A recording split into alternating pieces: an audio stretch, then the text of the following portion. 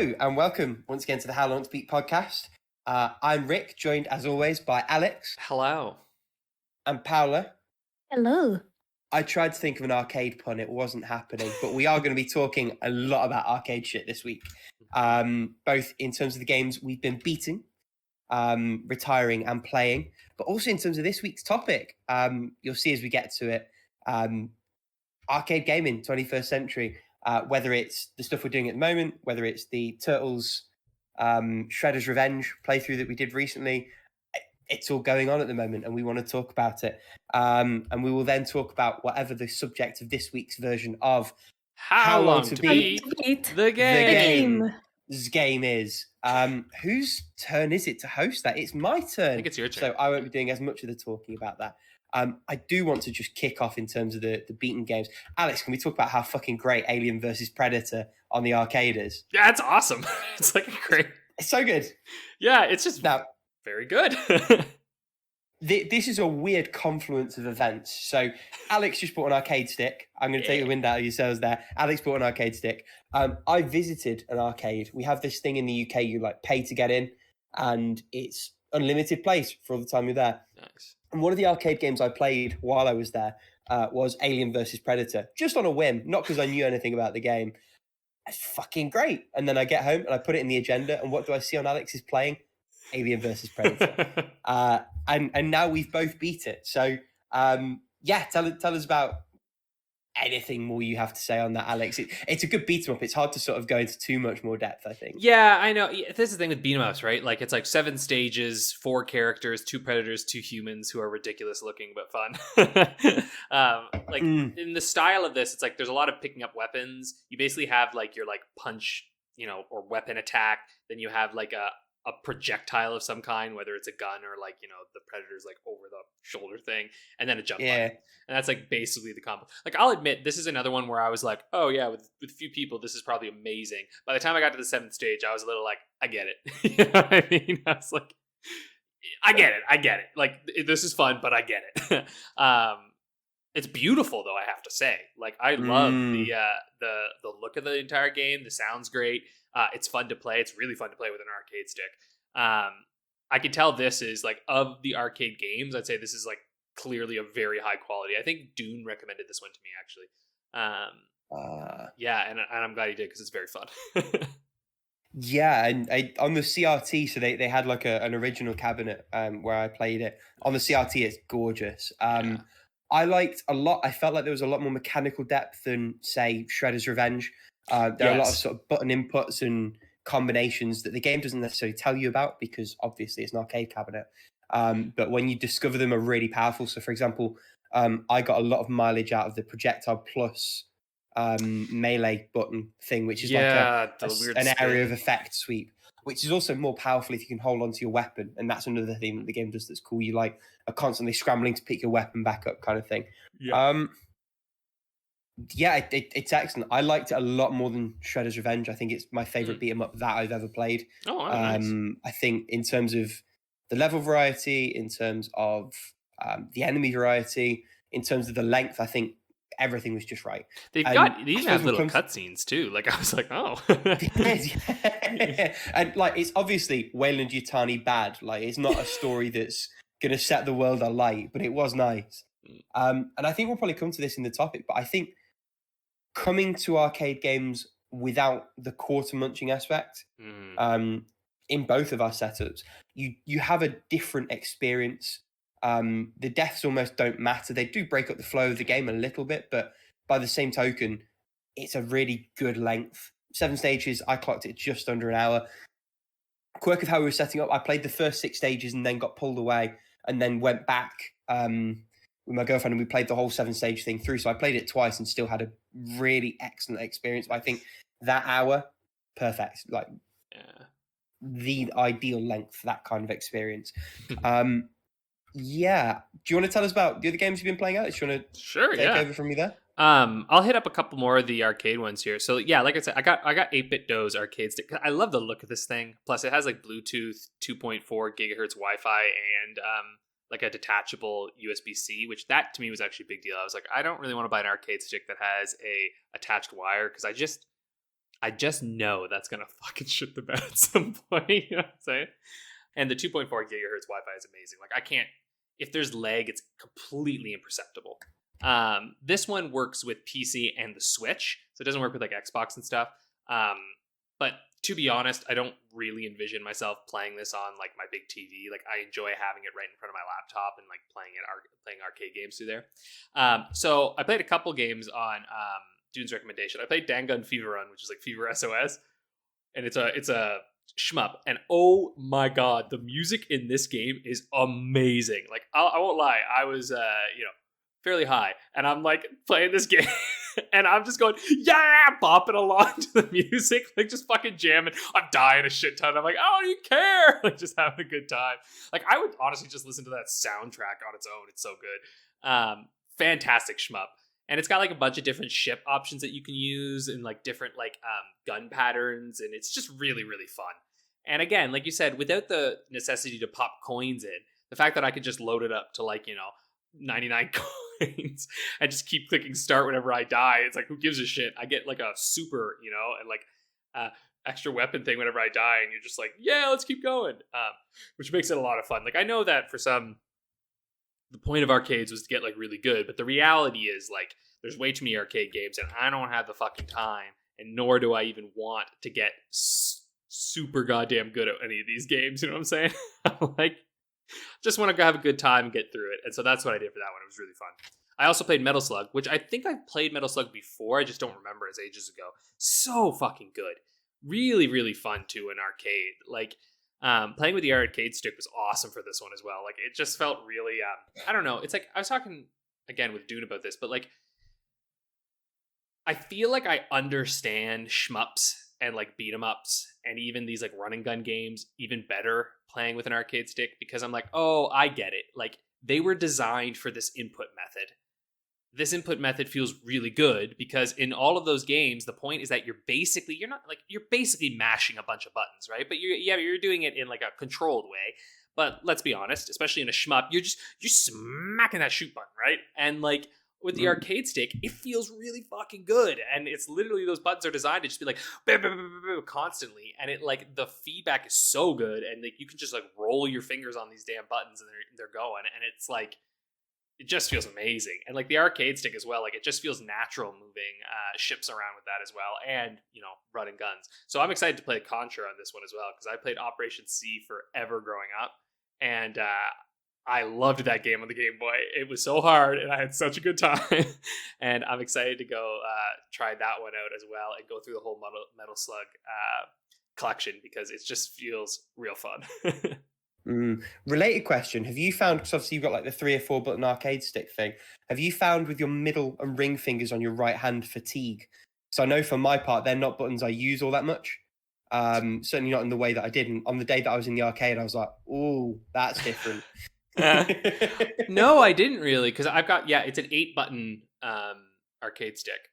So 2 rows of 4. Yeah. 2 rows of 4, yeah. And no, I did. Well, also, I think that's in part because of how easy the buttons are to press on this. Like, they're genuinely so smooth.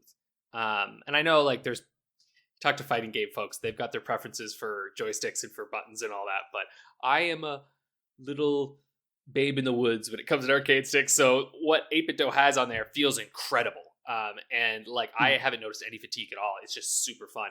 I don't know if I've really quite mastered like the grip I should take when playing these games. I think when I was first playing Metal Slug, I definitely like missed the button I wanted a couple times, because I was like going from the top and the bottom, and I would like sort of forget where they were. Like when you're first playing a controller and you're like, oh shit, wait, where are the buttons again? Oh yeah, here they are. And like I had to like map it to my brain. By the time I got through Metal Slug, that was the first arcade game I played, I like felt like I had a much better like mental and like, I don't know, mind body connection, I guess. I was like, all right, I know what to press. So then for the rest it was easy. But yeah, no, I haven't noticed. Might be different in actual arcade though. I'm sure those buttons have gotten a lot more usage than my arcade stick. As soon as you said they feel really good to press, I was like, you have probably got brand new switches on those things, and that may be part of it. I think it is. That's the beauty of owning one yourself, right? Like I basically created like this laptop, which I love so much. I downloaded Launchbox, which it's just one of those, like, it's trying to, market itself as like the one-stop shop for all of your games kind of thing. But RetroArch type thing, yeah. Yeah, but this one I think actually was more designed first for like your just PC collection, and then also for emulators. And recently, Okay. I think it might only been last year or so, they like integrated full MAME support.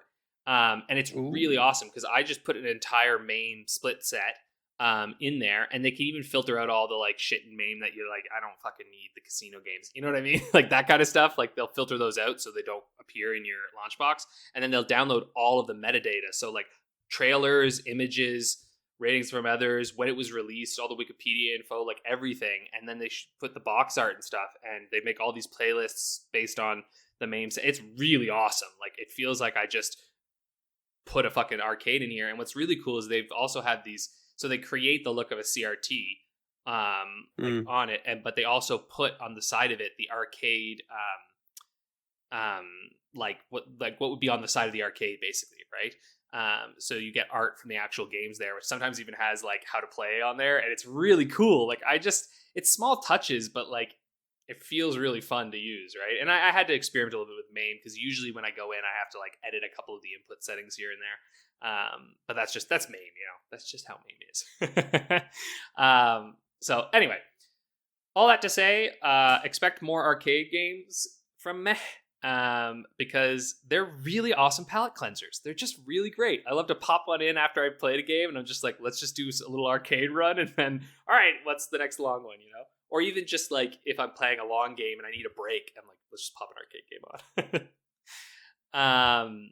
Anyway, what else have I been playing? Oh yeah. So sorry, Rick. I know we were gonna play this, but then you've been so busy, and then Abatage was around. So Abatage and I did a run of Escape Academy. I know, I'm sorry. We'll play another one together, I promise. You've been replaced by Abatage Freak. Well, Abby was around. And actually, I have to say, Abatage is, unlike you two, maybe Paula, actually, your time zone works out. Unfortunately, Rick, you and Abatage's time zone, I feel like, is like in direct competition with each other because you're like on the exact opposite sides of the world. When we've played together, it's been like a whole thing where we kind of have to plan it ahead. He either has to get up early, or it's a day where I've got the day off and it's like his evening. Yeah. So it's 10.5 hours difference. It is always going to be an awkward one. Ours, luckily, is not that tough because, like, basically I played at 7 o'clock at night for me, and then it was 10 a.m. for him. So it was kind of like this perfect time on the weekend. So anyway, you can do this in one run, actually. So I actually recommend that you play this with your partner because I think you two would have a lot of fun with this. Yeah. Is it a split screeny thing? What's the setup like? So I know the concept of the game. I know almost nothing about the game. It is. We had a fucking blast with this. Like, we did it in one sitting, actually, because it only took us about 3.5 hours to beat the whole game. And it is so much fun. So essentially the way it works, so we did it online. I mean, you just start like an online game. But the nice thing with this is that you can just like continue on playing solo if you want or not. And it seems like there are adjustments made for 2 players, at least dialogue wise. I don't know if there are any adjustments puzzle wise, but anyway, the way it works is it's split screen for both of you online, which is really neat. So like you can see the other person's view, which actually is very useful when solving puzzles, right? Because there'd be times where I'm like, oh shit, I'm trying to figure this thing out, and then Abdaj would be like, oh wait, I'll go like look at the thing, and then he'll look at it so I can see what he's seeing at the same time. Yeah, almost like the opposite of keep talking, nobody explodes. Yeah, exactly, right? Because the idea is like, and what was really fun playing together is that there were natural puzzles that I was just like, I don't know. Like my brain was just short-circuiting. The Abatash was like, oh, I figured it out. And then I'd be like, oh, I figured this out. Like it was a really natural, like it really felt like, because I always wonder, like I'm like, and we both talked about this, we're like, I don't know, like, is one person going to figure more stuff out than the other? You know what I mean? Like you're kind of like, I don't know what it's going to be like, but it felt very natural. And it really felt like just supporting each other, which was really fun. And the environments and like the puzzles that you solve are quite varied, actually. Like they really have unique scenarios for each one that you go through. There's about 10 like escape rooms essentially that you do, and they're all very different from one another, and all the puzzles feel quite different from one another as well. It didn't feel like they were ever really repeating anything. Sometimes like kind of a concept may be slightly repeated, sort of, but not really. And honestly, by the time we finished it, we were both just like, I really fucking hope they make a sequel, because it was just like It was just really fun. And Love that. it is a little unfortunate that, it's 3.5 hours, and like, obviously, like, those 3.5 hours though are like absurdly curated, like just really well considered, and really well paced. It is a little unfortunate. Like, they have this kind of story that's very silly, and but like, it's good enough. Like, it's not like, you know what it is a little bit? It's a little bit like Neon White, where you're like, there's a story in there and it's serviceable and it's fine. It's not why you're here. It doesn't detract, but you're just like, okay, it's a part of it. But what was a little too bad is that there's like this dialogue things that you can go do. Like, you can go around this quad, like this academy, and there's puzzles, and you click on them, you go do the puzzles. But then there are also like little people, and you can go and talk to them, but it's just flavor text, which is fine, I guess. But you're kind of like, we ignored them, basically. We were like, well, it's not really anything, so we might as well just move on. It does. I'm going to go to bat for Neon White here, though. I actually quite liked that story by the end of it. I thought it made a very specific and not super flattering first impression. I think it builds into something really, really good. Yeah, we'll talk about it. I would say okay, you're wrong, but really okay. good. I would say good. Yeah, but anyway, we'll talk about that in a sec. I have mostly nothing but good things to say about Neon White, to be honest. But anyway, what was I going to say? Shit. No, Sorry, you were talking about like the created feel of the game, how also like the story doesn't detract too much from it. No, and you get these little badges. The art style is gorgeous, by the way. Really, really, really beautiful. And they give you these little badges for completing the puzzles that look so tactile, and they're so satisfying. It's really hard to explain. They look like real physical objects that I could just go grab, and like so much more detailed than like anything else in the game. And every time we get one, Aptage and I were like, oh hell yeah. Like, show me that animation of it going into your little badge box. It was like if Pokemon badges were cool, That's what it felt like. So yeah, I recommend it. And this is the other thing I was gonna say. They do this neat thing where whenever there's text to be read, it's just for you to read, and if you finish before the other person, it just says like, Aptage is finishing reading, and then it just starts up when you're done. And I love cool. that. Yeah, I was like, this is great. Now, they weren't always consistent with it. Sometimes on like the overworld, we would like be playing, and I'd like click through, and I was like, wait a minute, did I click through for you as well? It was like, oh yeah, you did. I was like, huh, that's a little weird. I don't know why they did that way and not okay, whatever. But yeah, this is a perfect Game Pass game, like absolutely perfect Game Pass game that I really recommend people try out and play, because it's just extremely fun. It's not that hard. Like, we never really, I think we used a hint maybe twice, and that was because we were just kind of like, oh, where are we supposed to? And the hints are very good. Reminds me of The Room a little bit. Like, they're very good at just giving you just enough information to get your brain going. Obviously you can ask for more if you want, but what they do is they just kind of give you these sort of like, just kind of like a little picture of something you might want to go look at, right? Instead of like words necessarily. And I really appreciated that. I was like, okay, this is nice. Yeah, anyway, that is Escape Academy. It's dope. Highly recommend. Time Spinner. I beat that one. Mm-hmm. I love that game. That's a great game. I did end up doing all of the side quests because like, you said there was like some story stuff. Side quests are bullshit. But I like the story that they actually reveal, which is weird. Usually it's the other way around for me, where I'm like, I prefer the gameplay stuff. Like, when we come to Neon White, it's like the gameplay stuff and the side quest is what I liked more than the dialogue. But in this one, the dialogue was really nice, and it created this very lovely little world in the past. And I was like, that's nice. I got like the true end.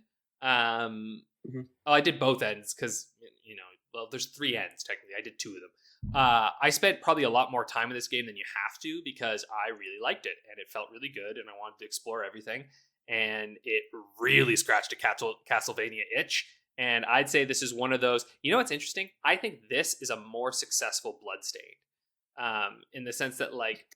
That's totally fair, actually. Yeah. Right? Yeah, like what Bloodstained wanted to be is what this game is. And I think the reason is like this game doesn't really have the bloat that Bloodstained has. It's very streamlined, It's kind of the same with Bloodstained's Castlevania 3 alike, that Curse of the Moon one. Yeah. Where people like, this is actually better than the Bloodstained. It is. I love Curse of the Moon. It's so good. I haven't played it, but it looks dope. Oh, it's amazing. I need to play the second one, actually. I think Tiamat just got like 2 boxed versions of those ones, I think, for Switch. Like ran an arm and a leg. Yeah, they're expensive. I dread to think, yeah. I've played a Castlevania game. I've come to Castlevania. I need to play the original Castlevania 3, is my feeling, before I play Curse of the Moon, because I want that frame of reference. And anyway, we'll come to that. Sorry, but anyway, no, it's just, I really, really like this game. It's got an interesting story. I really didn't read any of the logs. There's too many. And if you like that stuff, though, they're there, and that's great. Like, I'm not going to slag the game for that. It's just, I don't care.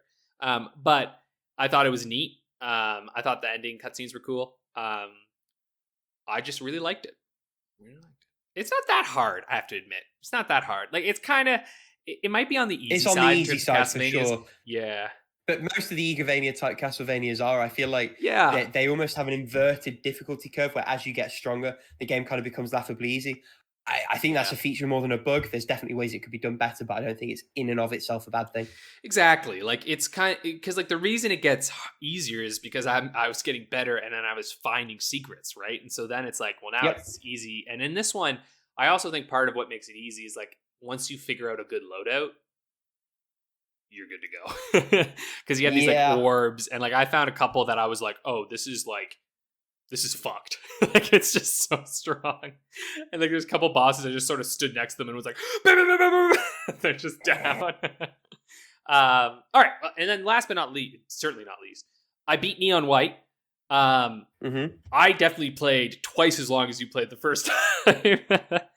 I know I've beaten all your records except for the first world. You've gone through and beaten them again, and then I didn't bother the last 2 levels. I think I'm like a few seconds or so behind, and I just, you know what it is? I beat the game, and then all motivation gone. This always happens whenever I beat a game, right? I beat a game, and I'm just like, it's over. I'm done.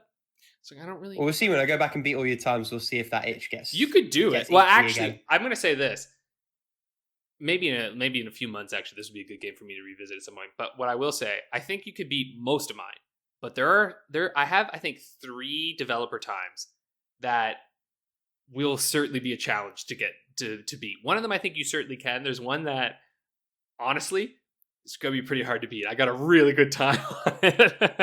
Gauntlet has been thrown down. Yeah, that's not, it's like, I did pretty good on a couple. Most of them are just like a little bit. There's a few near the end, I could tell I was running out of steam, where I was just like, whatever, I'm 0.10 seconds faster than Rick. That's good enough. I was like, it's good enough. It's fine. I think this game is like a nearly perfect game.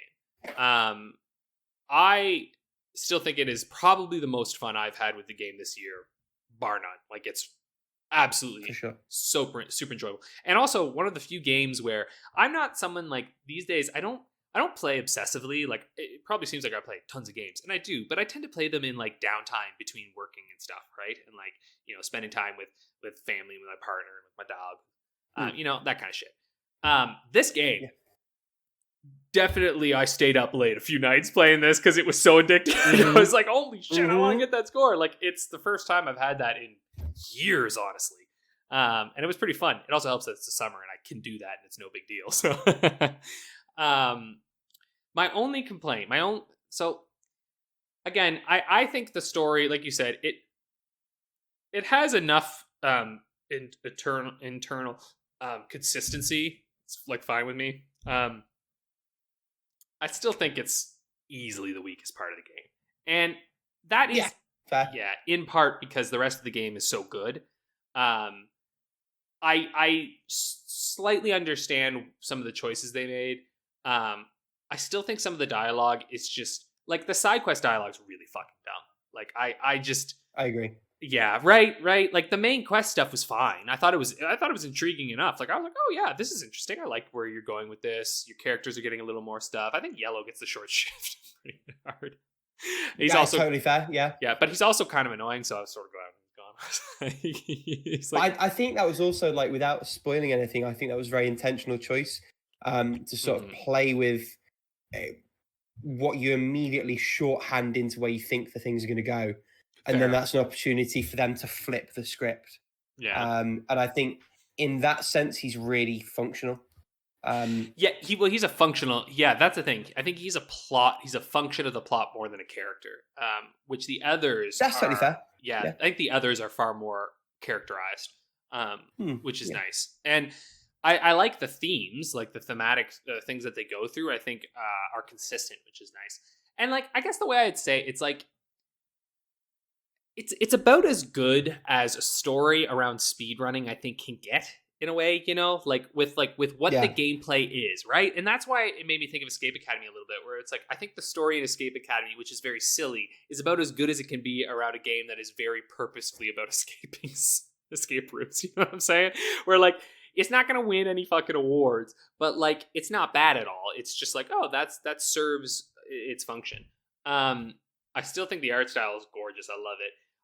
I really wish the side quests didn't have so much of the dialogue stuff, because I love the side quest missions. Those are really, really fun and really unique and really neat. And I felt a little like, I won't lie, like the first 6 maybe missions or like episodes, I was finding all of the gifts on my own.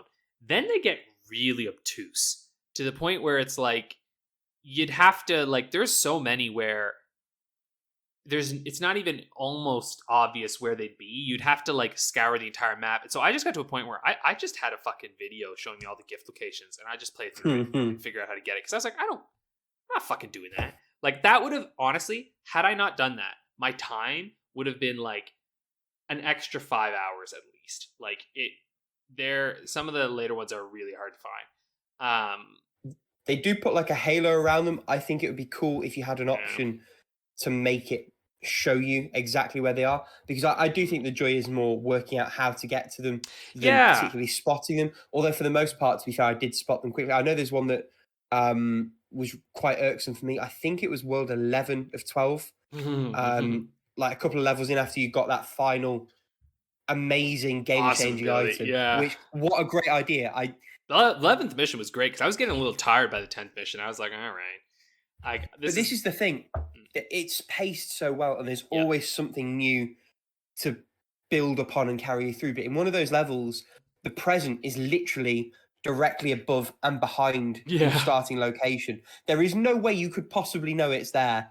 And that's one of the few where I did end up sort of Googling it. Yeah.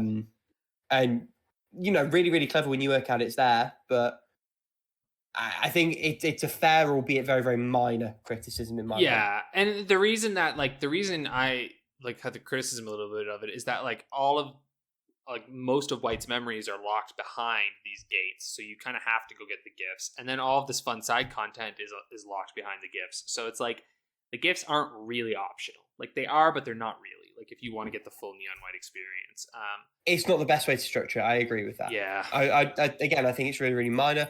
It's something they could have improved on. Exactly. And that's like the thing is, all my problems with Neon White are like I feel like I need to contextualize. They're very minor compared to the sheer amount of enjoyment I had with this fucking game. You know what I'm saying? But to me, it's a perfect example of a 9 out of 10 game, which is actually like, but like there's too much holding it back for me to be like a perfect 10, because it's close. But for like a first, because isn't this their first go? I'm pretty sure. Like I don't know. I think for this group, like the creative mind is the Donut County guy, which what a whiplash. But as a group, I believe it's their first game together. Yeah, Angel Matrix, right? Because Ben Esposito is the one who did Donut County, right? Yeah, and then this group is their first kind of thing that they've done together. Yeah. Which is just incredible, honestly. Because it's so fantastic.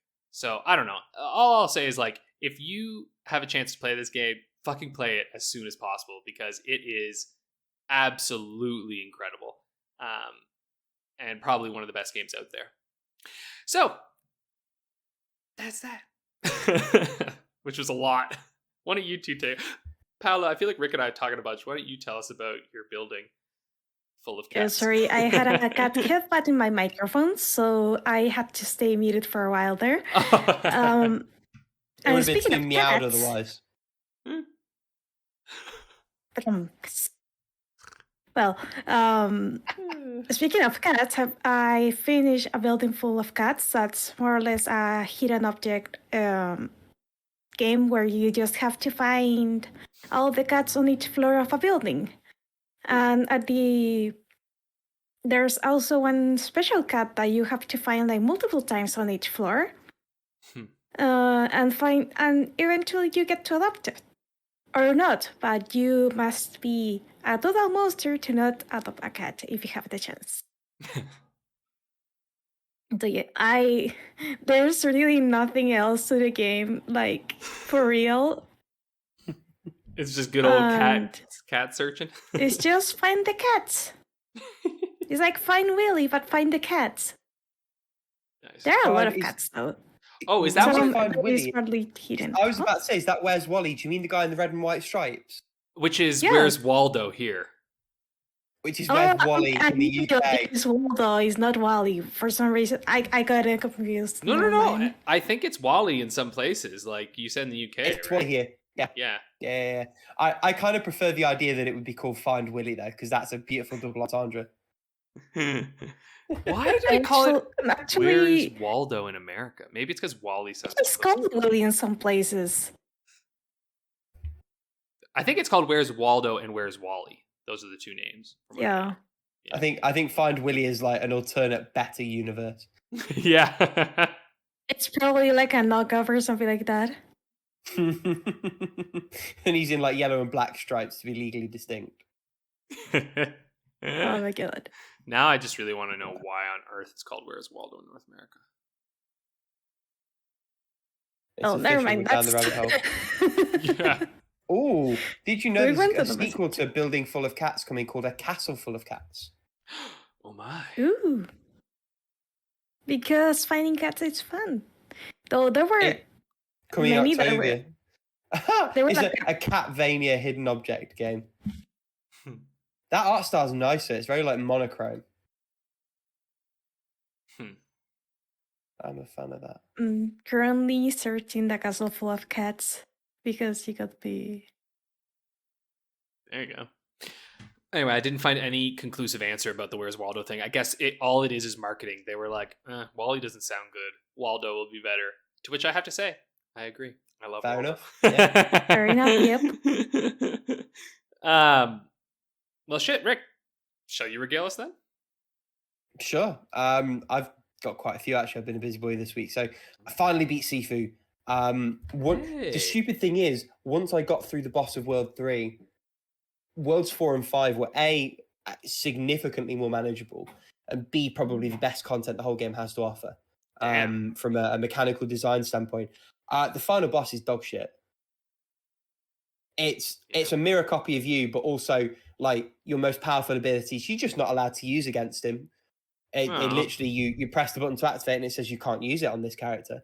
And also like he's got other things that he can do that you can't. So it's this weird thing where it's like you're fighting a copy of yourself, but also like in all the ways that would even this fight out, you're not fighting a copy of yourself.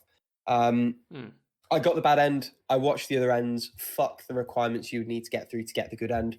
Because aren't the requirements pretty intense? Like, pretty intense is putting it mildly. So there's three endings in essence. The first good and bad end, I think, is purely like a binary choice at the very end, as I understand it. To get the true full secret super duper gold star end, you have to get through the whole game. At the age of 25 or younger, or 29 or younger, which for context means you've died at absolute most 9 times in the entire run. That's not realistic. It's just fucking not. There's no chance. I have better things to do with my time. I don't have that kind of patience or lack of sanity. It just wasn't ever going to happen. I like a lot of things about this game. I think the structure really hamstrings all of it. And thematically, I can see the through line. I get what they were going for. To an extent, I like it. As a game, it ruins it. It really does it. It makes what, on a core mechanical level, is a solid 9, way down to a 7 or a 6. Yeah, because it that great gameplay is packaged in shit. It's like the best meat and potato pie, but the pastry is soggy papier-mâché paper. Ooh. It doesn't matter how good the filling is because it's wrapped in glue and fucking tissue paper. It doesn't work. So that was a bit disappointing, I have to be honest. I was glad to be done with it, which is never quite the experience you want. It's not the sentiment you want to feel at the end of a game. Yeah. So that's that. Disappointing, ultimately.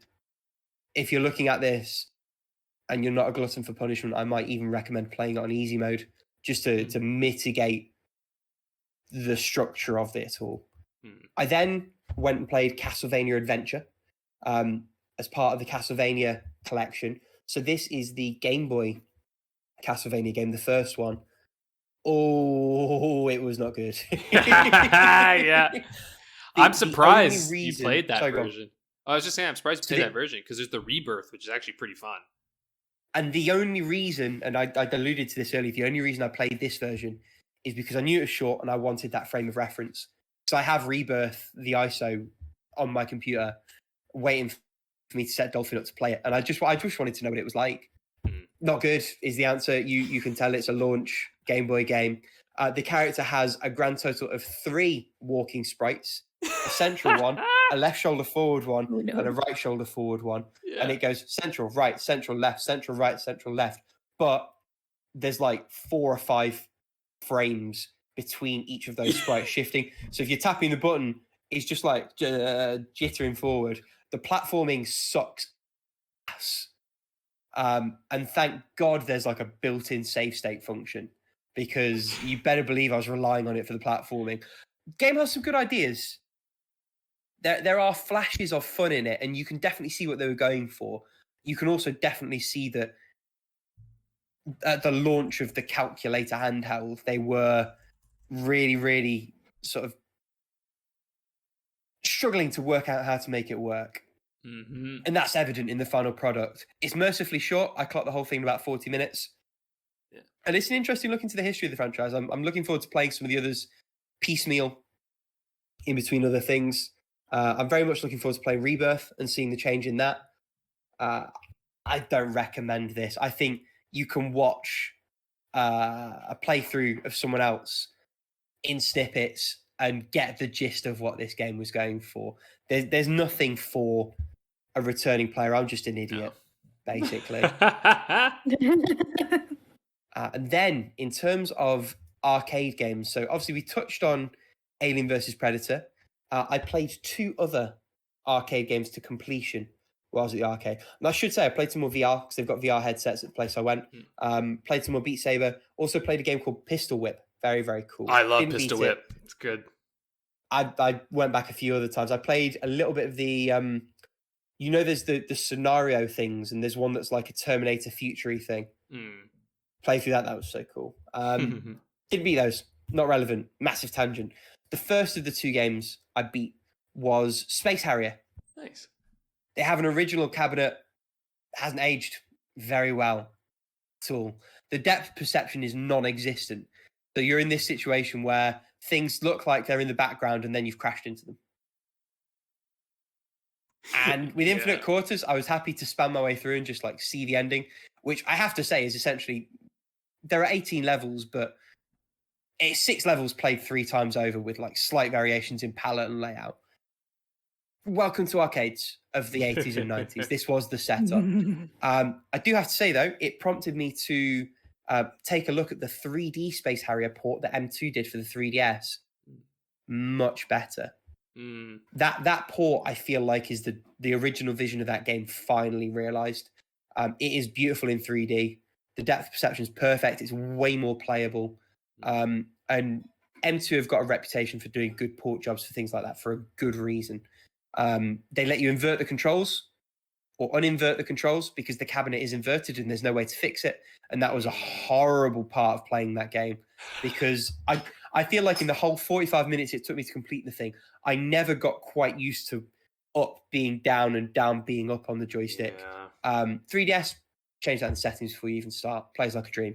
And you can even mock in the screen of the cabinet moving as you move your character around. It's an excellent port. It's a pity that it's going to be lost to time with the 3DS shop disappearing, but great port. Was more than happy to play through it again a couple of days after going to the arcade. The last arcade game I played, also the last game I've completed this week, also a game for which I am the first and to date only time on how long to beat. Luigi's Mansion Arcade. I didn't even know this existed. No, me either. But it was there. So here's what I think happened. And I don't know this is what happened, but I'm almost certain this is what happened. This arcade cabinet in the, like, you know, where it says like copyright and a date, that date is 2013. Luigi's Mansion Dark Moon for the 3DS came out around the same time. I think they took those assets, blew them up, cobbled an arcade game together out of them, particularly because I recognize the opening sections from that game in the first of the 3 arcade stages. By contrast, the control is very, very different. You have like a plastic vacuum cleaner light gun with mad haptics. So when you suck a ghost up, the head of the vacuum goes and it almost feels like something's clunking around in it and moving up the vacuum. Incredible. The game's pretty meh, but the experience is what it's all about. And there's something about that whole arcade thing. There's noises going on everywhere, and you're in this little secluded corner, just, you know, vacuuming up ghosts, and Luigi's like, Mario. Great game. That's awesome. Yeah, really, really good. This one was made by Sega, right? Like it's based off of Dark Moon. Yeah, I think so. Again, having only played Dark Moon, I recognize that first bit. Yeah. Was it Sega? Yeah. So Capcom, I think so. I thought I remembered the Capcom splash, but here's it. It's developed and published by Capcom, released on one of Sega's boards. Ah, yeah, okay, that makes sense. Yeah. So it's kind of like, you know, joint, but yeah, it was based off of Luigi Mansion Dark Moon. Sounds like it was mostly for Japan, so I'm surprised there's even some outside of there. It might be that's the only one. I mean, it exists, and I sat in it, and it's not like I would recommend you go and seek this out, because as with most arcade experiences, certainly modern ones, it's on the shallow side. Yeah. There's no nice way of putting it, but as a novelty, as an experience, as a Nintendo property that found its way to market, it's pretty fascinating. And it was a nice way to spend an hour of time. If anyone's listening comes across it, I would recommend checking it out. Ideally not in a situation where you have to put coins in each time, because as with lots of these games, it is in some ways unfairly designed. And I think both you and I, Alex, probably have quite pro bias for a lot of these games on the basis that we didn't have to put a coin in every time we died. If I had to do that, I'd hate most of these games. and on that somewhat downbeat note, that is all of my completions. Do one of you two want to jump in with your retirements? Actually, Paula, I don't believe your retirement. Tell me about it.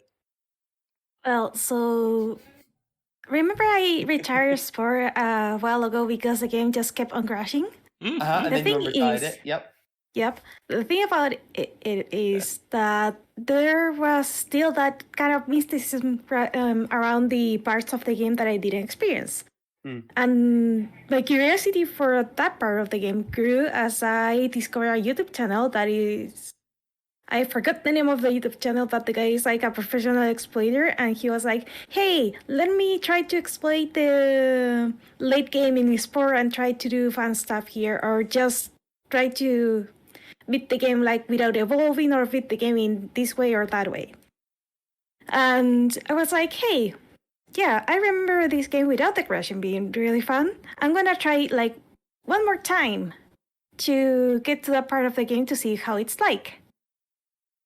And was it worth it? I'm gonna say no. First of all, I was talking with my boyfriend over Discord, and I was like, "Hey, I'm gonna try Spore. Do you want to watch as I try to progress through the game?" And he was like, "Yeah." And I was like, "Okay, you get to decide the difficulty and which if my species is an herbivore or carnivore." That was my first mistake, because this game in hard mode is fucking brutal. As in, everything wants you dead kind of brutal.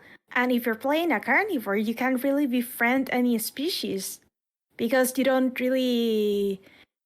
At least I didn't get the help of almighty RNG Jesus in my run, and I didn't get like any parts that let me socialize. And everything was scared of me, so I was like, okay, let's go like the hunter's way. But even the most puny herbivores were killing me, so I was like, yep, nope, bye. Sorry, Steve, I'm letting you die again. So after that, I did a second playthrough, this time on normal, like I should have in the first place, and with an herbivore.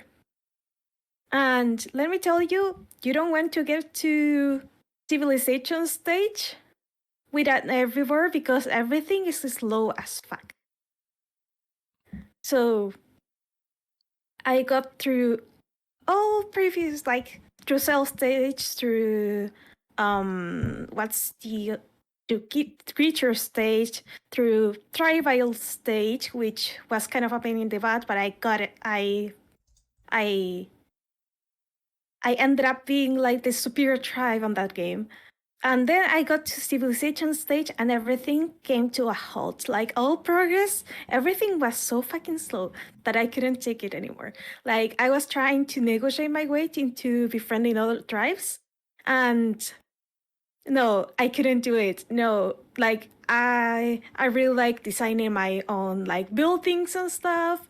I like designing my vehicles, but sorry, I'm not gonna be here like who knows how many hours to try to befriend anyone, because I was getting attacked from pretty much all fronts. So I was like, nope, bye. This run is dead. This game is dead to me. And I'm sad, because the game wasn't like as fun as I hoped it would be. Like, after reaching that stage of the game, for me, the most fun I had was in creature stage. So yeah, fuck Spore. Not gonna play it again. This time for real. Because this time I live with hatred.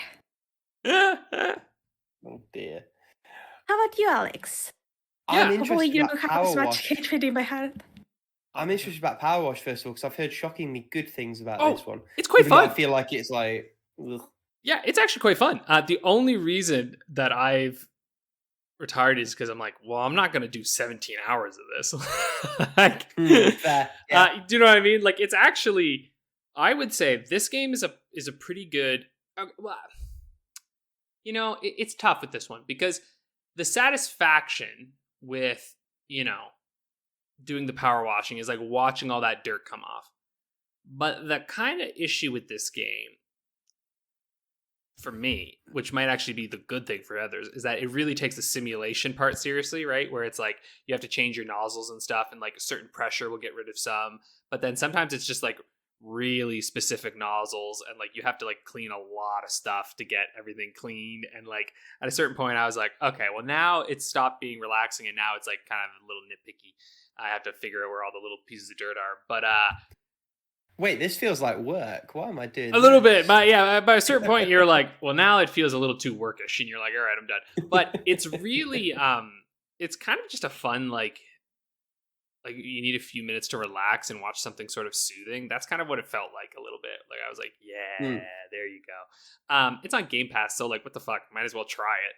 And I tried it, and I was like, oh, I bet you this will be extremely satisfying for a lot of people.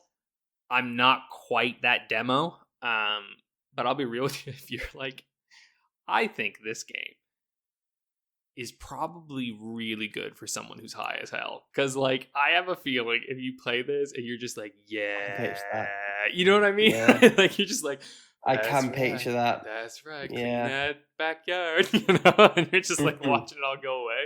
That'd be really What to go brrr. Yeah, so maybe I'll play it again at some point. We'll see. But for now, I was just like, yeah, exactly. Yep. Like, anyway, it's fun and fine. I also played Super Pac-Man just because Matt was like, "You try this one," kind of as a joke, and so I gave it a shot. This is really fucking weird. It's a really weird Pac-Man. Pac-Man gets like huge at some points, and because there's like broken off. Also, this one is not a good. So, by the way, if you have an arcade stick, don't ever play Pac-Man with it unless you have a 4-direction arcade stick, because Pac-Man's a little weird. Where like mine's an 8-way, right? And so if it hits a diagonal input, it'll register it as another input. So yeah, sometimes you'll be going and like Pac-Man might just like flip around. So like keyboard is actually the best way to play. Interesting. Okay. Yeah, it's a weird thing. So I did keyboard. This is a weird game. Like I said, there's like little like some of the power-ups are blocked off by like gates. And there's like buttons you can use to like open the gates, but then also you can get this thing that makes Pac-Man huge. Can't eat ghosts yet, but can eat through the doors and then get the it's weird. It feels like oh, we need to do something different with Pac-Man, and no one asked why. You know what I mean? Like they're like I'd be the guy in the background, but like, the Jurassic Park Pac-Man quote, is amazing. Yeah, right. Yeah, no. Yeah, it's like fucking around with Tetris too much, you know? Like Tetris is great. Sometimes we can mess around with it and make it fun, but usually when you mess around with it, you don't add a weird new mechanic to it. You know what I'm saying? Don't throw the baby out too. Yeah. Yeah. So it's fine. It was fun to try. Didn't lose anything from it. So there you go, Matt. Now you know. Okay. Why don't we move along then to what we've been playing? If you don't mind, actually, I'm just gonna roll through because I actually only have about 2 minutes to talk for this because I don't have a lot. I played Raiden DX on arcade. Nothing, yeah. Yeah, it's a shmup. It is fun. Okay, that's all I have to say on that one. No, I won't be taking further questions. Yeah, no further questions. I started up Final Fantasy IV again with my little guide. It is also fun, and it is Final Fantasy IV. There's just not a lot to say. Like it's very structured. You don't get to choose who your party members are, so most of the challenge is just figuring out like what strategy do I need for each battle. That's really what the core of this game is, which is actually pretty enjoyable. And I'm having a good time. I think I'm past the halfway point. I will probably beat it. It'll probably take me a long time because I'm going very slow. I'm not sure if I asked this before. What prompted you to pick the GBA version over like the PSP version with after years or the DS version with the nicer graphics? Because I like the GBA. Fair enough. Yeah, well, Fair and enough. I got the Game Boy Advance guide, which I'm sure will work for others, but I also don't want to play the after years. I hear it's great and all that, but I just want the base Game Boy Advance game. And I think it looks really cute on the Game Boy Advance. It's really pretty, got nice little sprites and everything, and the music's really nice on it too, actually. Because I think did I do this for this one, or did I only do it for 6? Well, the like restored sound mod version. Sort of yeah. Might have only I was going to say, I know all the GBA ones need that, yeah. Yeah, I think I did it for this one too. Anyway, it sounds great. That's all. I just picked it for that because, again, nostalgia for the GBA. Let's be real. That's the big part of it. Plus, my modded GBA is beautiful and I love it. And then lastly, I'm still playing Ace Attorney Investigations 2, Prosecutor's Path.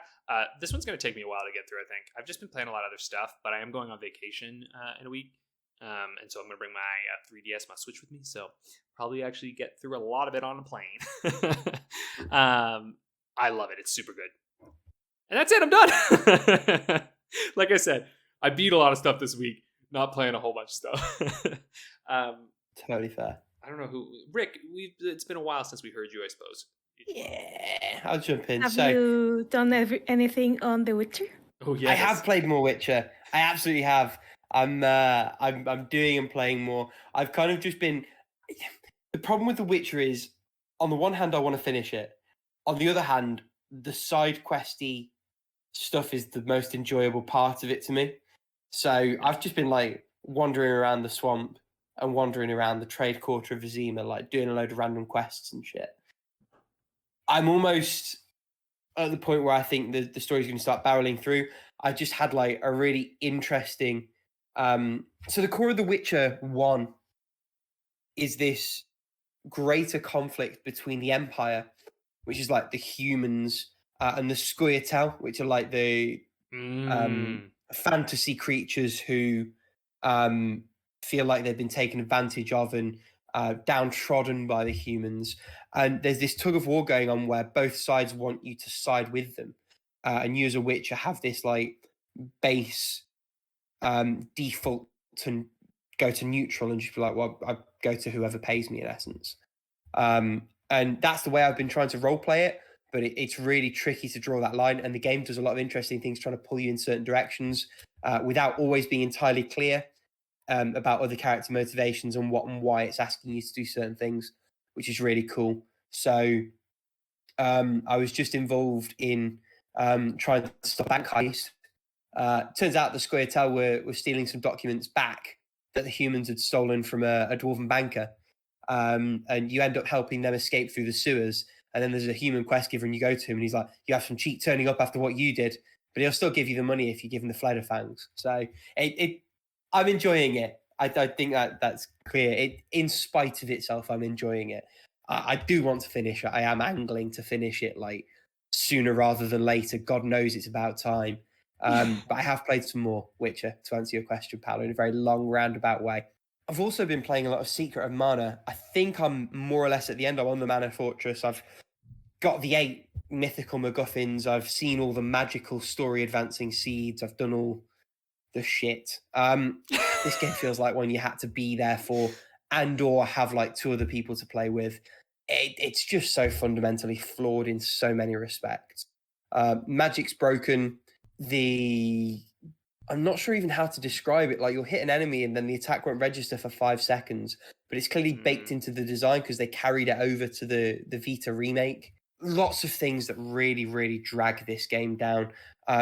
If I wasn't invested in the Mana series as a whole, probably wouldn't have fucking bothered. The music is wonderful. The art from the SNES version, fantastic. Just as a game, it doesn't hold up. It really, really doesn't hold up, which has been a sad reality, unfortunately.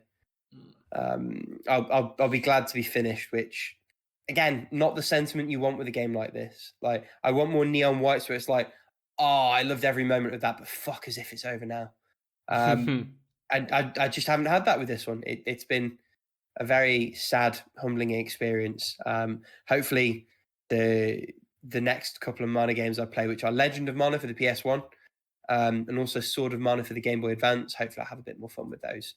I started Tangle Tower, the sequel to Detective Grimoire. I'm playing on Switch, which not the ideal platform for this in the sense that you're either slightly awkwardly using the touchscreen or you're using horrible button inputs.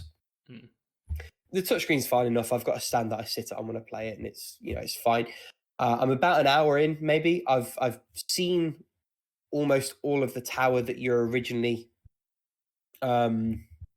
made privy to. I don't know if there's more map to come. I assume so, given the length of the game versus how long I've actually played it for.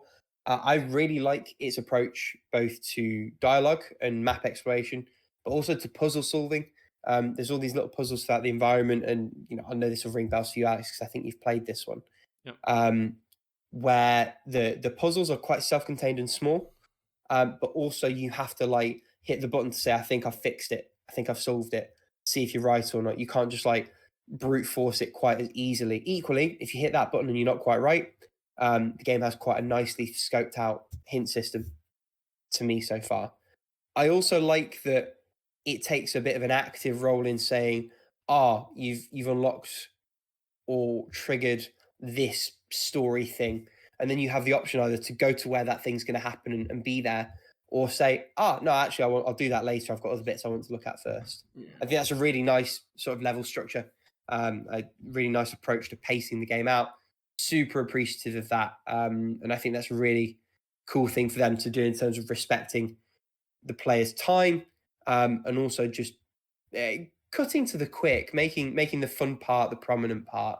Because one of the real holdbacks for adventure games is being just stuck wandering around, not knowing what to do next to trigger the next movie thing. And I think it's a really elegant way of solving that problem without just kneecapping the player agency.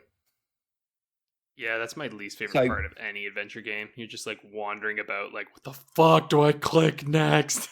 yeah, where's the magic advance button? In essence, yeah, I think they do a really good job with this one of sidestepping that. The writing's just as quirky and offbeat and pleasant as the first game's was, which has been really nice because I was a big fan of the first game, and I'm glad that that's persisted into this one. I've gone back to Days Gone now that I'm finished up with Sifu. Taking a break from it really did it good. It felt fresh going back to it. I've appreciated all the things it does. It's still a really excellent game at its core. I think like Witcher, I might like try and push to finish this one sort of thing. I'm enjoying the main campaign. I'm enjoying the side content. It just feels like there's a lot of it, and I kind of want to see where the main path goes, and box it off. It's good, but it's not doing enough for me to want to just sit in that world for a long time. Right, last two, and these are both kind of brief ones. I have picked my old iPod Touch back up, and I'm playing a little twin stick shooter called Alive Forever Returns. This is a nostalgia trip for me. I cannot recommend anyone even attempt to go back and find this. God knows that it's probably unplayable unless you have a device that still has it installed at this point.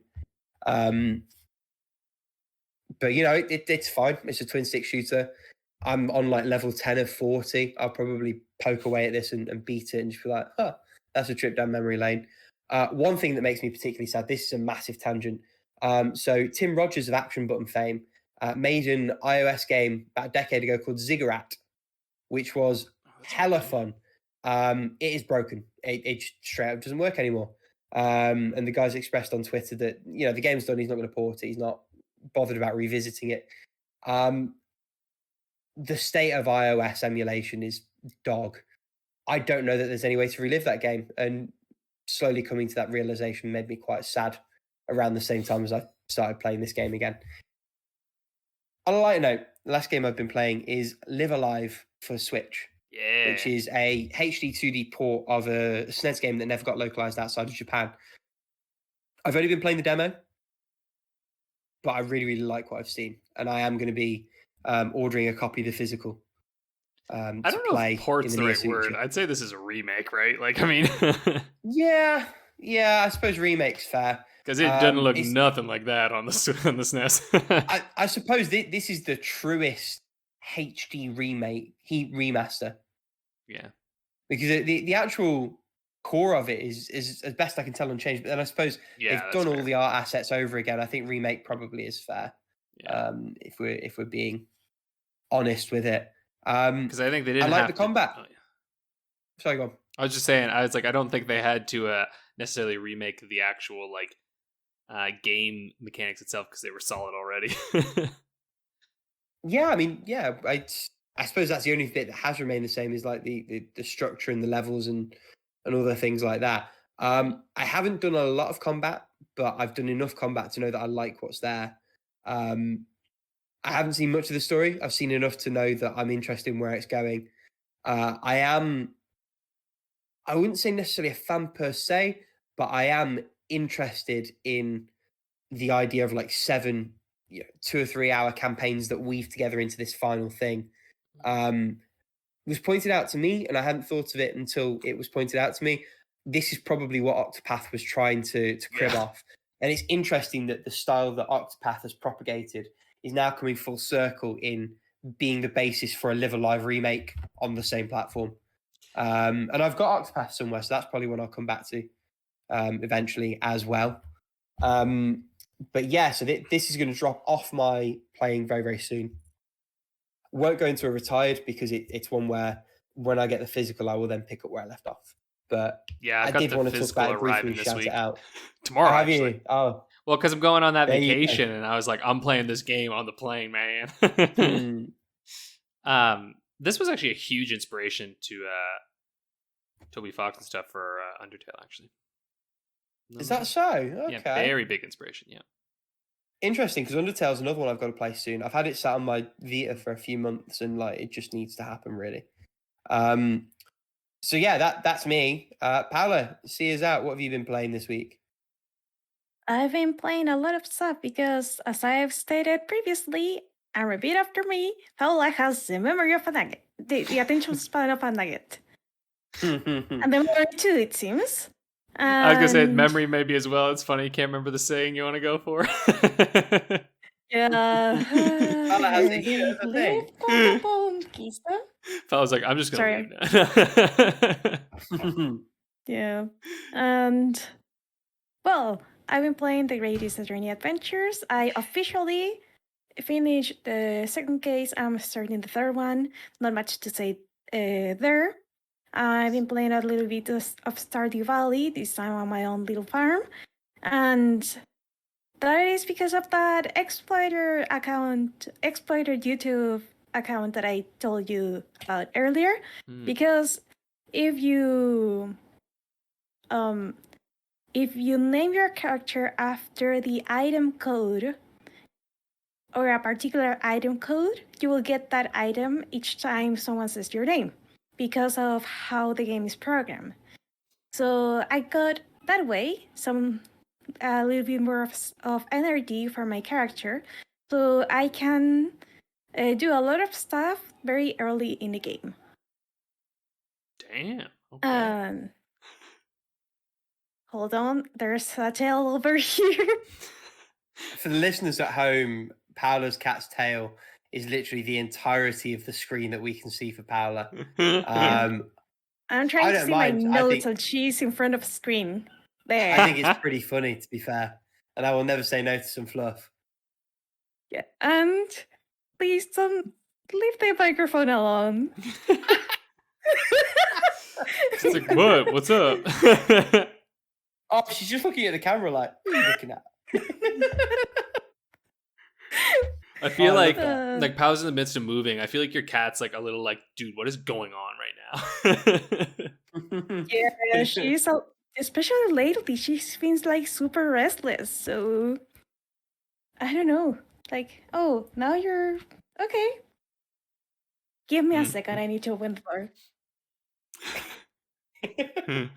This is staying in the edit. I'm not cropping this out. I think this is hilarious. Kind of topical as well because we've got a Stray playthrough coming up. Okay, now that the fluffy's gone. As you were. What? As you were. As I what? I'm also playing Hold On. I finally beat the I forgot the name of the boss again. Was it like the Soul Master? Yeah, Soul Master. Oh my god, that battle, like, I don't know how many attempts it took me. At the end, I was like, okay, maybe I'm doing something wrong because it happens. So I look up on YouTube a video of someone like beating the boss, and it was so, like, he make it looks like so fucking easy.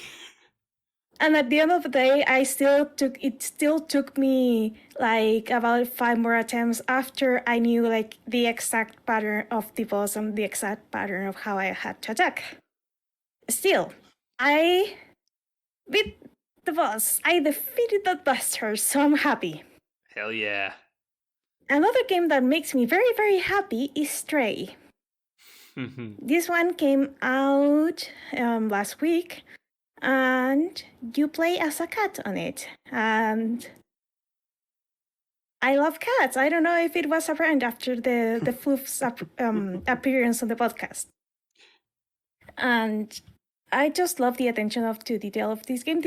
Yeah. Okay. Let me set my thoughts straight before set your thoughts straight. Oh my god. Hey. Okay, that one was good.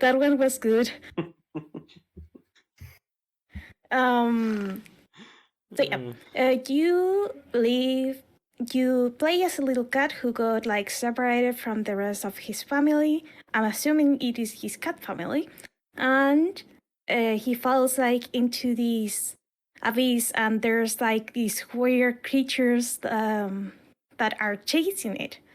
And as you explore more, you realize there are robots living here, and that humans are completely gone. So what the cat wants to do is to go back to the outside world, because this place is between the sewers underground. I don't know what the fuck this place is, but it is underground. And the cat wants to go and reunite with its family. So you start like digging around, you find this little robot that helps you navigate the place and talk with the robots. And yeah, that's the whole premise of the game. You're stuck, you want to go back. And I thought at the beginning when I was watching the trailers that it was gonna be like more of a platformer, which I was wrong, and I'm so fucking glad I was wrong, because as you've seen with Hollow Knight, platforming is not one of my strengths over here.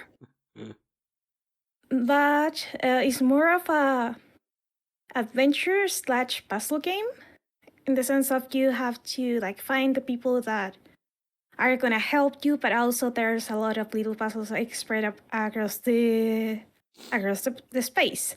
And also the attention to detail of this game is wonderful.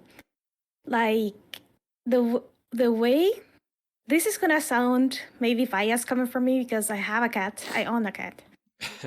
I have a cat friend. And the attention to detail, like to every movement the cat does, is amazing. Including when you first get the backpack. Like the cat is like, no, fuck off. And pretty much goes sleep on the floor and walks like in a very weird way, which by the way, it was a spot on how cats walk if you try to dress them. And it was like such a nice touch, even though the cat was like, get this thing off of me. Eventually the robot was like, yeah, stop that. It was designed for small animals like you, so get over it. And you can work normally again. But yeah, like, I don't know, this is a cat being a cat kind of game, and I love it. I've heard that it is very short, which makes me very sad. But what I played so far has been beautiful, amazing. So I guess I prefer this game being a short experience than the game overstaying its welcome, because so far so good. If you have the chance to go pick it up, maybe, well, until I guess like some countries from Latin America, it is cheaper on Steam. Like, it's also on PS Plus. I want to. It's also on PS Plus, right? If you are subscribed to PS Plus, you get the game, and you don't have to pay for it. Though it might be on one of those higher tier things. I don't really know. I don't know what. Oh yeah, probably. It's just a weird one now with the PS Plus is like 3 tiers. So there's the base tier, which is what PS Plus used to be. There's the middle tier, which includes Stray and like the more regular games. And then there's the top tier, which also includes like the retro PS Now type games. Which is a weird one to make the top tier. But anyway, that's their business. I agree. Yeah. Weird subscription tier stuff. But also on a counterpoint, on PC, there's already a Garfield mod. So, you know. I've seen that, yeah. Really? Pick your choices here. I'm going PC. Stray Garfield. It looks pretty good, Sorry. too. I have to. I need to see this because oh my god, I love it. I recommend to anyone who wants to play this game to download that right away. Yeah, like, okay, I recommend the game. Like, especially, I know it is probably like a full price game on most countries, especially on Steam. But if you can get it, especially on Steam, go for it. Like, I love the game to pieces already. And another game that it is way more, I guess more people have access to it because of Game Pass is Age of Empires 4.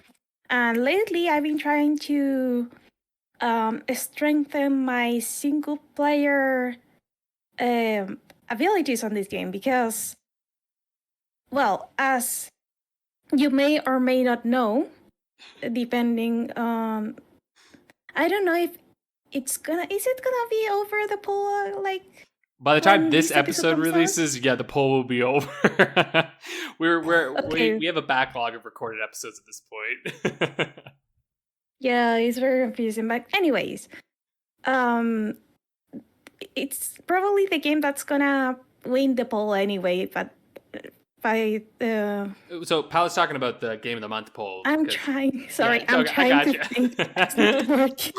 I got you here, girl. I got you. Because Paula won Thank you. the How Long to Beat round 2, and of the 3 choices was Age of Empires, Code Realize, and SMT4. And right now, Age of Empires is in a pretty hefty lead. So it's, unless something wild happens, it's most likely that the game we'll play in August is Age of Empires 4. There you go. Yeah. Thank you, Alex. No Thank you problem, I very got much. you. So I've been trying to like strengthen my single player game a little bit because if we end up playing that game, maybe we could do some multiplayer stuff like a 2-on-2 or a free-for-all or stuff like that. And my boyfriend called me evil for even thinking this. I was thinking that maybe I could coach one of you and my boyfriend could coach the other one of you. And then we have an Alex versus Freak showdown at the end of the month, which would be I'm probably a mastermind in some universe. I feel like, because Rick, I don't know, do you play these kind of games at all? Because I don't really at all. I've dabbled in RTSs. I've played Age of Empires once, like over a decade ago. I loved Revenant Wings on the DS. I was a big Rise of I don't Nations think that really fan. compares.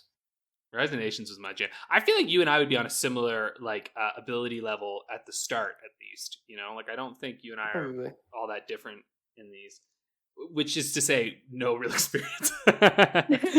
Skill level in the lack thereof, yeah. Yeah. I'd be down. See who's the better coach. That would be pretty interesting. Either that or having yet like displaying you two on each like of our teams and like seeing which team can defeat the other. I don't know. There's so many configurations of how you play Age of Empires that we could just have some people from the forums and join us and do like I don't know, 4-4 at 2v2 or a free for all with 8 players. There's a lot of stuff you can do there. A lot of fun stuff too. So I don't know if you know this, but even though I would love if Code Realize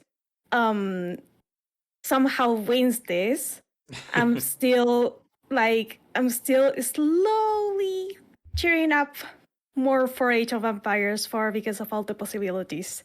Anyways, and back to Otome Land because I'm replaying 2 Otome games, which are Piofiore Fading Memories, because we are preparing with my group of friends that play Otome games for Piofiore 1926, which is the sequel to Fading Memories, which will come out on September 22nd, if my memory serves right.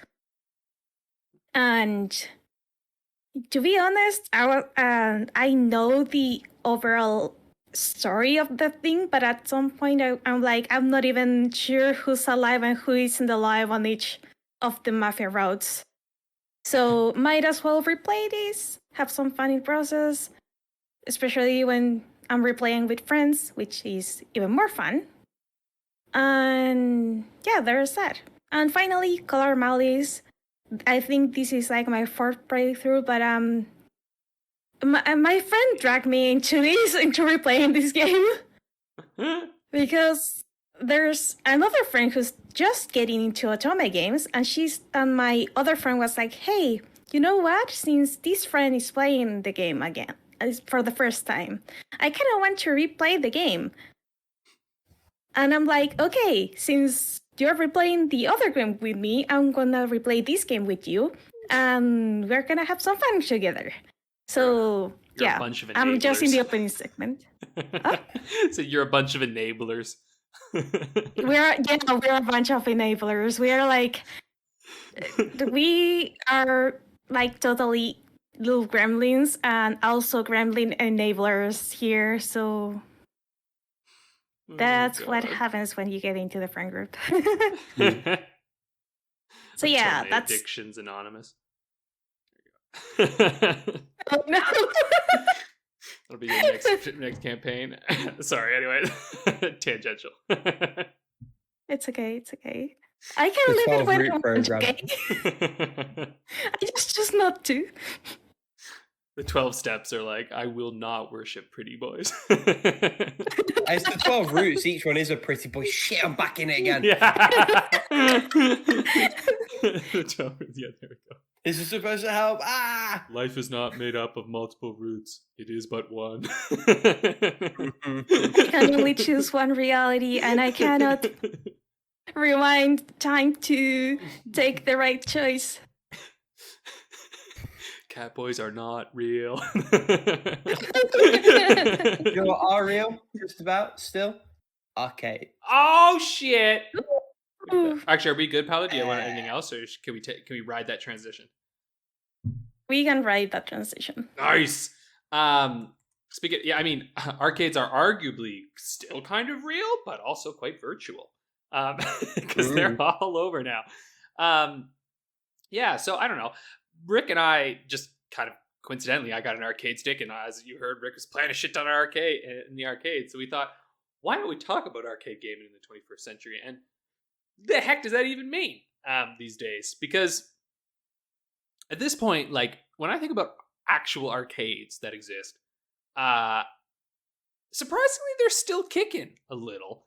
The thing that is interesting to me is that I've noticed that arcades, at least near me, like I'm in a small town right now, and I was looking it up, and yeah, there's an arcade, but they're very much doing the VR thing, right? Like they'll have like VR booths and an arcade in there, which is neat. I know you did some VR stuff, which that to me, I have to admit, is kind of fascinating for me. Maybe just because I'm someone who's spoiled and has consumer VR at home.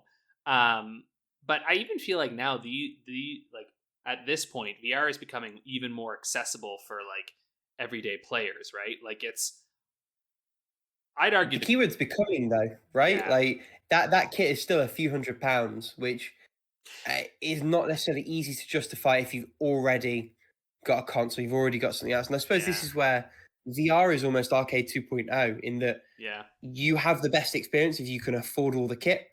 And similar to back in the arcade days, you could still buy a Neo Geo for your home and have an arcade accurate experience. But also, like, you could just go and dip your toe in it. I would argue though that like the startup cost for an arcade back in the day cabinet is a lot more expensive than a VR kit and a lot more space. It's not a direct comparison. I do see what you're saying, yeah.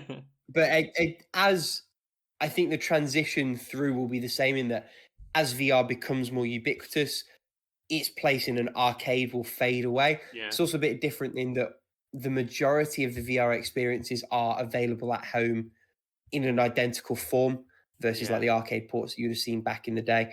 But it's another interesting avenue to explore for them, right? Because arcade machines now are a niche within a niche. So you have the old ones that are being renovated, rehomed, fixed, maintained, all of that stuff.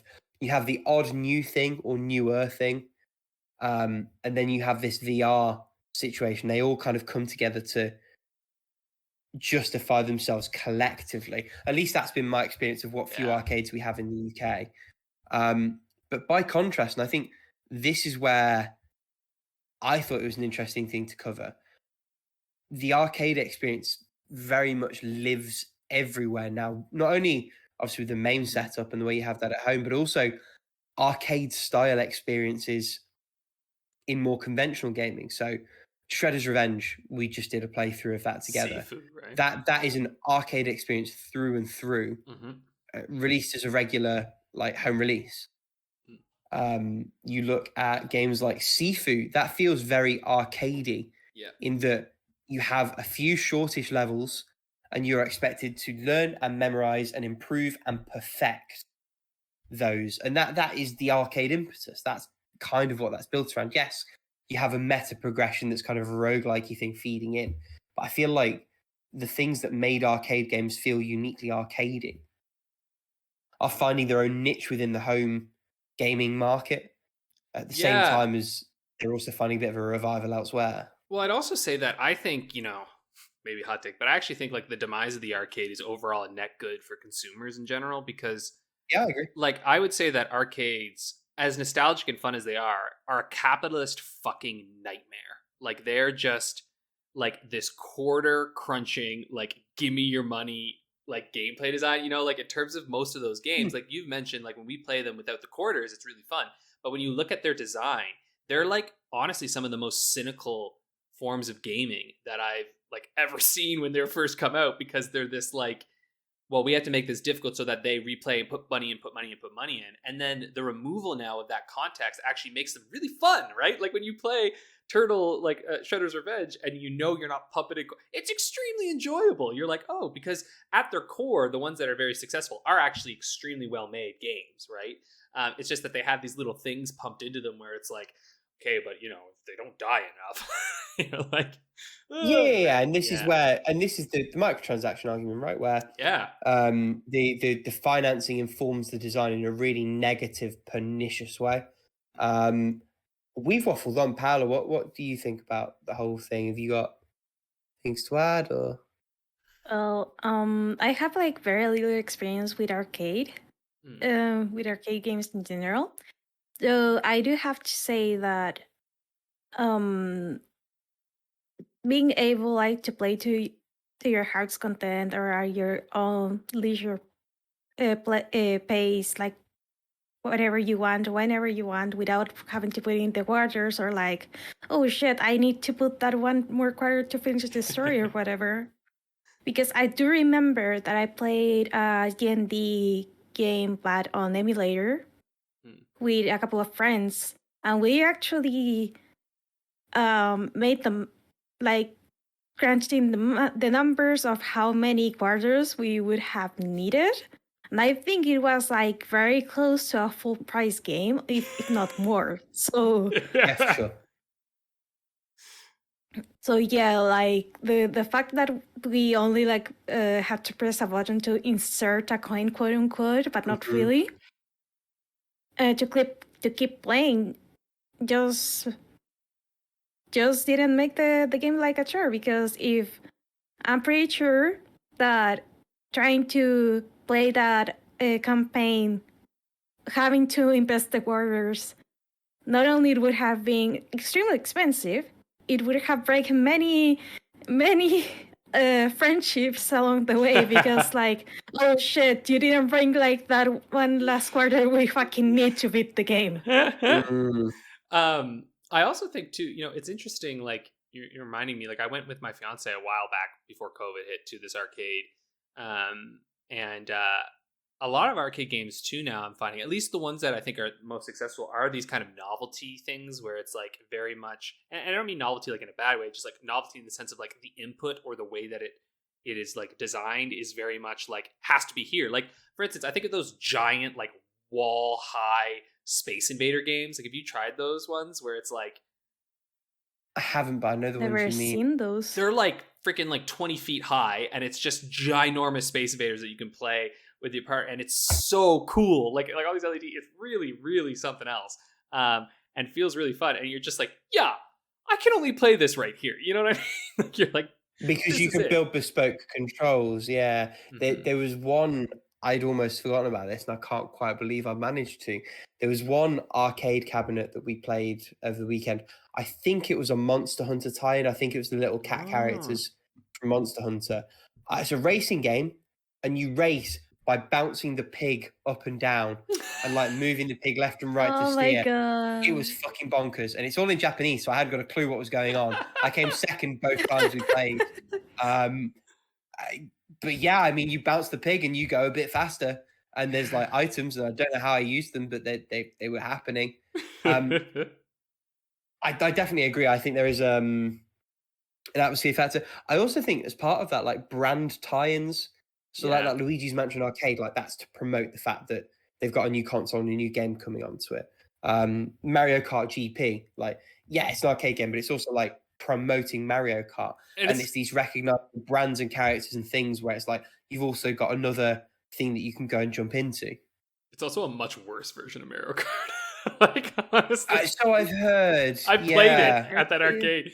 It was fun, but you're like, yikes, man! Mario Kart's way better than this. The interesting one for me was Theatrhythm. So there's a Theatrhythm arcade game. Oh. I think it actually started as an arcade thing before it got the port to handhelds. I think. I might be wrong.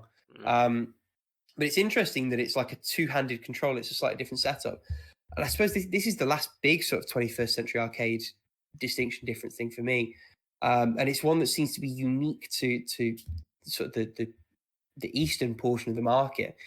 Quite a few of the machines that our arcades have from over there have these card readers, and you have like an account that stores your progress every time you come back. Oh, nice. Which is interesting. Ooh, Very that's nice. different. We do that here too with some of them, I think.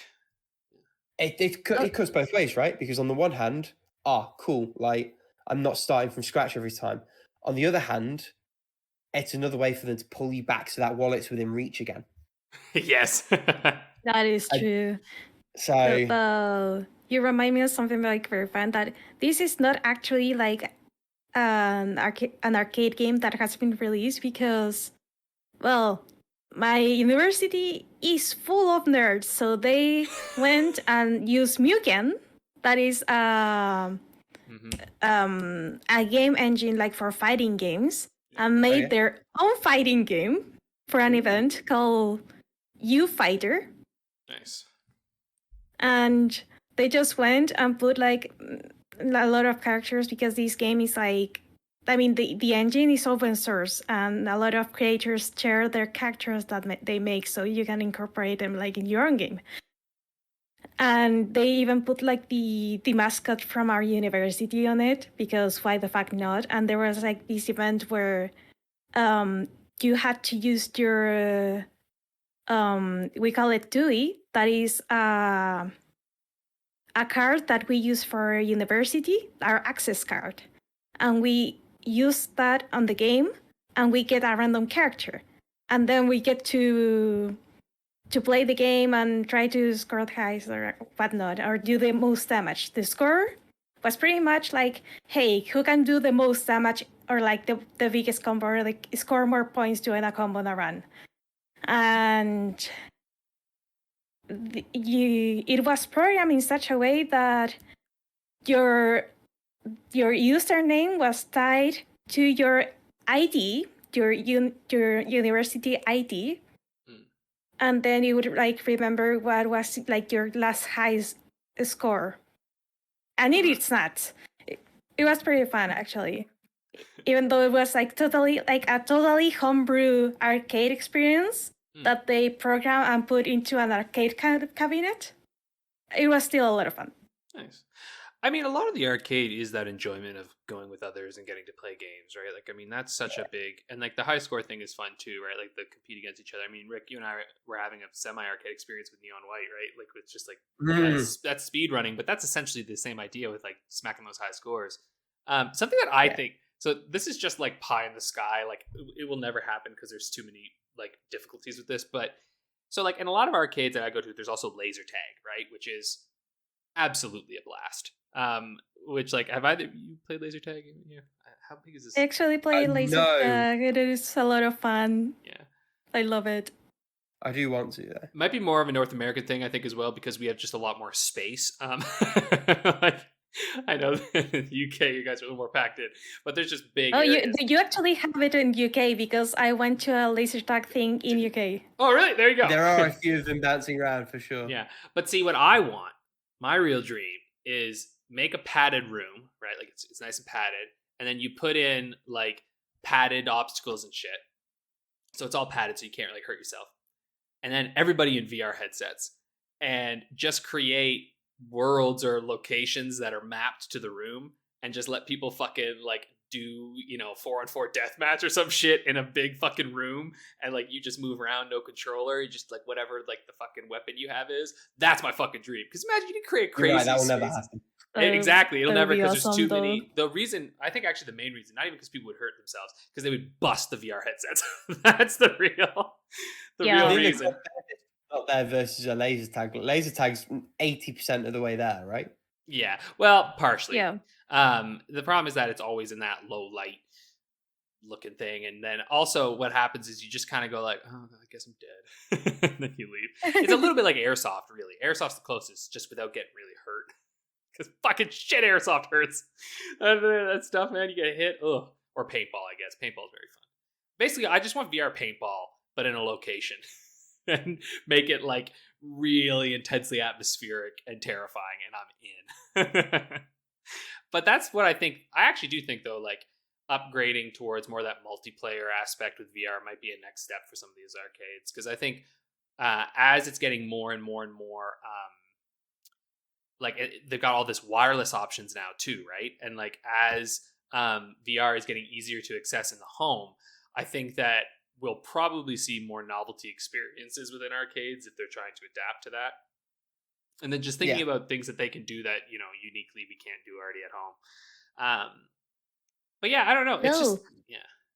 Oh, I was thinking like there are already like those VR experiences like on arcades, like with a group, and you see each other like with like the game, whatever year you're programmed to have like in game. Yeah.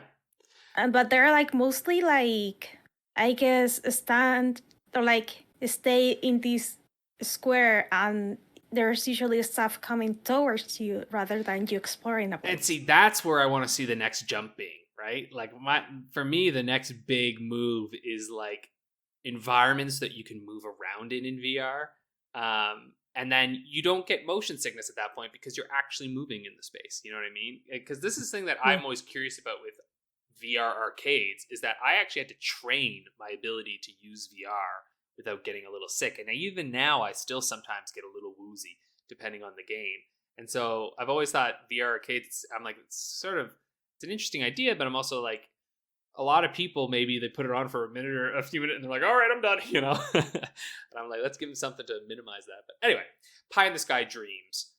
Maybe one day you'll see me in the future opening up a crazy VR account when VR is so cheap. Yeah. Sorry, go on. I was just saying one last thing. I totally concur that it's going to be more novelty based in the future. I think the reason I suspect that's going to be the case is just because the finances aren't there to justify like pushing the graphics in the way that they could in that first arcade cycle. The money, the big bucks for that is mobile and home console, because that's where you can reach the most people. The content's piped to people's homes now. The arcade is a different experience for a different demographic and for a different purpose than it ever had been previously. And it's mostly parties, right? Like when I think about arcade places, a lot of them, but in Canada at least, I don't know about in other places, like Cineplex here has like opened up these like rec rooms. So they're like basically these arcade things, because they're trying to sell the idea of go to the arcade then watch a movie, which I think they're doing okay with it. I don't know how amazing it's doing, but they're still all open, so tends to make me think that it's doing all right enough. Or like here we have a bar called Insert Coin, where you can like go with your balls, drink something, eat something, and then you have a blast playing something else. Barcades like, for are half an hour. Huge here now too. Yeah. It's interesting because I think it hits a market that I don't think was something even really being considered when arcades first started, right? Because they were so heavily marketed at kids. I feel like, and now they're just like, no, adults are the ones who actually have money and want to play these. Yeah, and they can use like the games like as a means to give you like half an hour more, and like, oh, maybe I can just order something else. Yeah, maybe they'll get drunk more, you know? Like the arcade that my fiance and I went to was a bar one, even though I don't drink. Do they have like themed drinks? Like this one was kind of like, it was like a gaming bar kind of thing, you know? Like they were like, it was gaming everything in that place. Beautiful. It was quite nice, Well, anyway, that's arcades. It's never been an easier time to play arcade games. Like I said, you could just download yourself a MAME set and go to town. It's just, and even now they still update those like all the time. Like they're constantly adding stuff to them and improving shit. So There you go. I'd argue it's a better time now for arcade gaming, though. I guess, like you said, Rick, the innovations in gaming have moved from the arcades to the home. Yes, basically, yeah. Yeah, and even arcades now are, I want to say, less predatory than before. I want to say that, but I'm not sure, though. I think they're fair, honestly. Like, I do think, like, the amount that the arcades around us charge for you to come in and play, I think is fair. Like, for the amount that they have to, and the fact that, like, when I go in, their machines are well maintained, because I know this can cost a pretty penny to have those fuckers fixed. So I'm like, Yep. overall, like, as I go through, I don't feel like I'm being cheated. Like, I do think the reality is that if you want to go play a bunch of these fucking machines, like, just it costs money. Some are worse than others, but most of the ones I've seen is like what Rick has mentioned. They'll give you like a flat fee to come in and play for a certain amount of time, or some of them will make it like, hey, here's tokens to kind of do like basically unlimited play on this machine for a while, and then they can go around. But anyway, let's move on to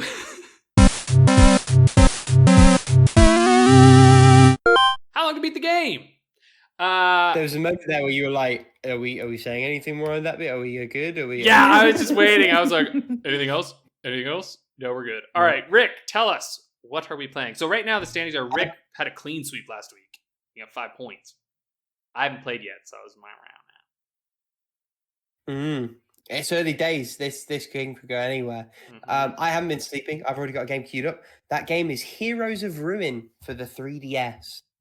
Heroes of Ruin.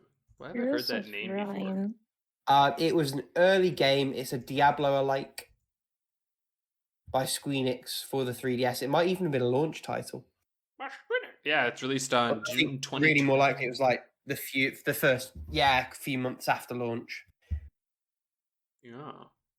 Is it any good? So, friend, I don't know. I have a copy on my shelf. I haven't got around to playing it yet. Oh, you actually have? Of course you do. Of course I do. Yes. So, in addition... Nope. Go ahead, I was about to ask. In addition to the main story, main plus, and completionist times, each worth 1 point, the 2-point bonus question on this game is how many people do we think have this game in their backlog? Ugh. Okay. In fact, no. I'm going to be more interesting. What do we think the fastest completion time for this game is? Oh, that's interesting. Fastest completion time. For some reason, I think it's going to be something stupid. Sorry, go on. Yeah, well, we'll see, won't we?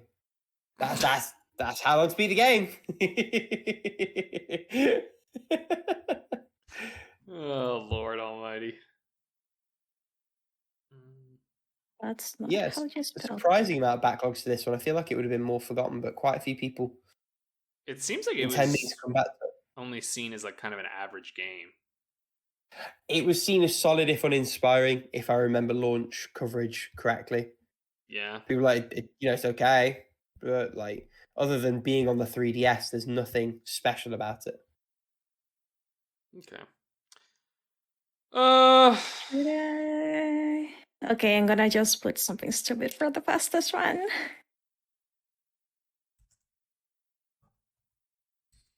I sent it to Rick, right? Yeah. You certainly did. You yeah. sent it to me.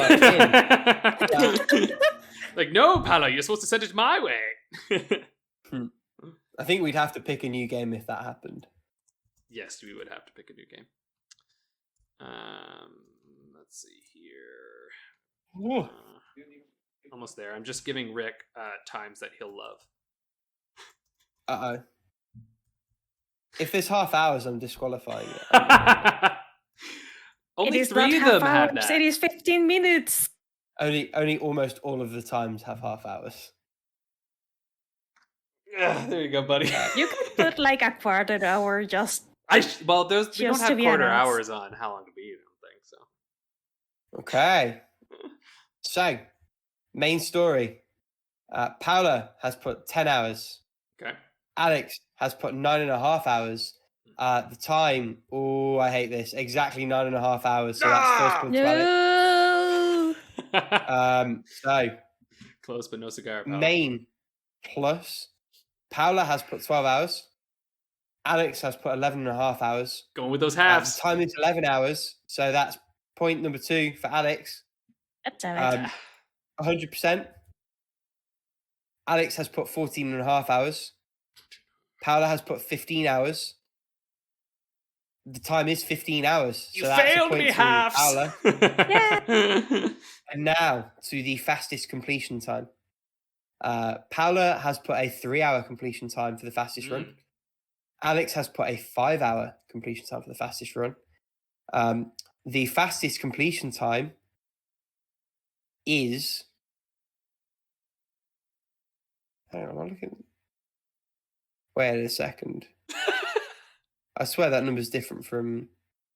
Oh, no. Oh! Is this different category or like... There is a speedrun category. That's new. So why is that time not shown with all the normal ones? I don't know. I Guess thought 'cause it it's- was, I mean, you were... Specifically So speaking. the speedrun time is 42 minutes and 4 hours long. So that is God damn, you 2 points. son of a bitch. You had me going for there a second there.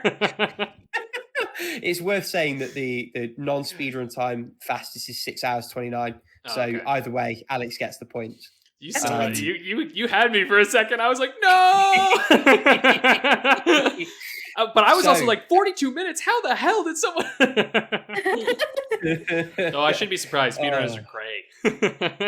They certainly are. We count ourselves among that now, right? So Yeah, there you go. Yeah. Well, now it's 5-4-1, which I don't feel that bad. Paula, you won the last round, so.